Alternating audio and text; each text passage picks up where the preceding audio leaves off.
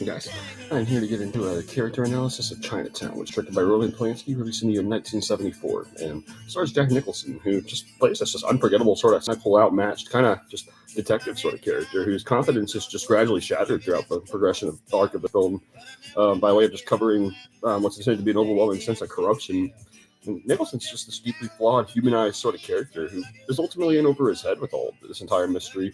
This is all just kind of a perfectly, I think, summarized in the scene whenever the character played by Polanski ends up chopping off Jack Nicholson's nose, and Nicholson's unable to just look away from corruption in this project, which leads to all kinds of tragic consequences as it reinstates the theme that there's some evil out there that just simply cannot be conquered or understood. It'll simply dominate you if you try if you even try to dive into it.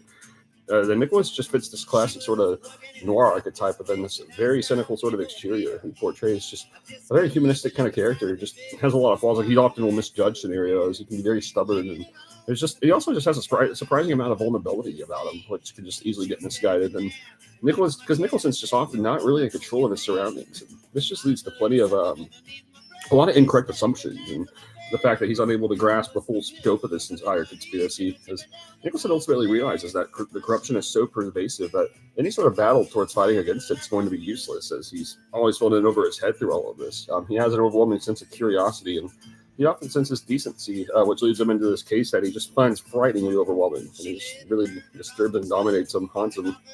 Faye Dunaway is a very complex sort of character in all of this, who just like a femme fatale type who just hides plenty of secrets all throughout. Is Dunaway is maintaining this composed sort of demeanor, and she always speaks with. Seems like she's always very cautionate. She has a lot of fear about speaking, and there's always a lot of cautionary tale about it. She's not really a traditional sort of femme fatale character. She doesn't really manipulate much for personal gain. She's almost more motivated by a desperate need to protecting others. Like she's basically protecting Belinda Palmer from John Huston.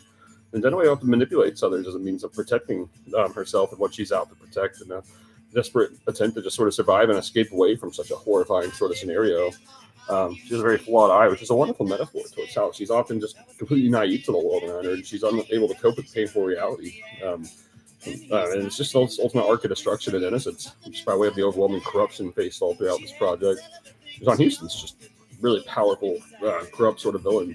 He has an undeniably charming public persona. He's just hiding an ultimate sort of psychopath. Houston's this ruthless sort of self-made character who's driven with an insane desire for consistency and control, and just gaining wealth, basically. He's out to destroy the city's water supply, and he's also, and as well as just Dunaway in general, he achieves what he wants, and he wonderfully represents a really realistic kind of evil character who reveals himself to be just one of the most disturbing in all of Polanski's filmography. He's willing to do anything terrible in order to get what he wants.